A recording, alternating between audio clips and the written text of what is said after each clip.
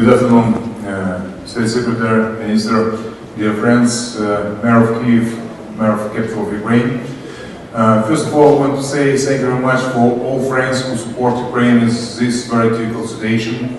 We understand without your support we can't survive. We need right now defensive weapon. Thank you for Germany. Germany invested in the last couple of years billions to rebuild infrastructure, to make reform in Ukraine. But right now, in this critical situation, we stay front to one of the strongest army in the world. And every aggressor who just think to attack Ukraine have to understand they have to pay painful price. We're ready to fight. We're ready to defend our families, our states, our cities, our citizens. We need support. Thank you for 5,000 helms, but not enough. We can't defend our country. What just with that? Thank you. Thank you very much. Mr. Mayor, first of all, it's good to see you, and I appreciate not only the substance of your words, but also the emotion behind them. And here's what I can tell you, just speaking on behalf of the United States. When it comes to security assistance, as you know, in the last year alone, we provided about $650 million in defensive lethal assistance, more in the last year than in any previous year. We continue to provide that assistance. I personally authorized some of our partner countries who had American-made equipment to transfer that to Ukraine, Baltic countries, and we're continuing to do everything that we can with other partners to help you provide for your defense. At the same time, I'm convinced that the work that we are doing together to bring countries, not just in Europe, but beyond Europe, together and making very clear to Russia that if it commits renewed aggression against Ukraine, there will be, as we've said, and I quote, massive consequences. This is what the G7 countries said together. The European Union, NATO, the power of that deterrent and our solidarity, I remain hopeful will have an impact.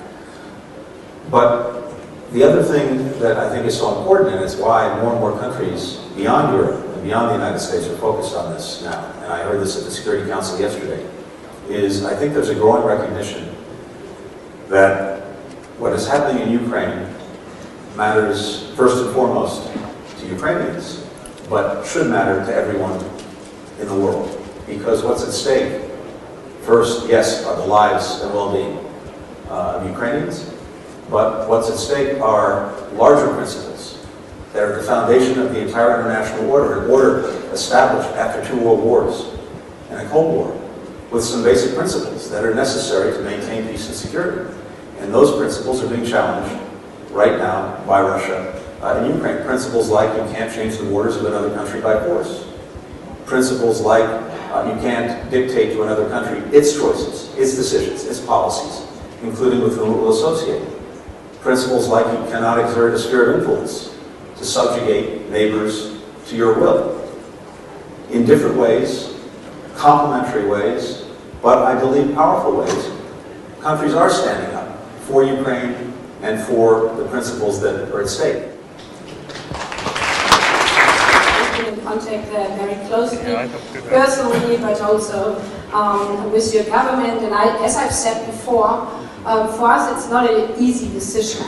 But if we are endangering by taking these steps, that Normandy would not work anymore, this would be, in my point of view, also a big security threat for every citizen in Ukraine, because especially the situation around the contact line in the separatist areas, for every citizen there, you know it better than I do, it's very crucial that we are coming back at the table to talk about Minsk. But we are looking at every request because we are standing side by side with you and your citizens.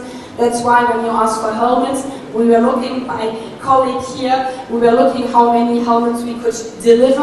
I'm sorry, it was only 5,000. We have now a new list, we look at the new list, what we have, what we can do, and I think it's really good that we are in frank and open exchange about these kind of things all together. But again, I mean, this is also what rightly your government is saying in those days. We have to ensure that the destabilization doesn't come from inside, from investments which are not coming anymore, from currency which is going down, and that's why I truly believe that the financial support is as important as the support with regard to security. Thank you.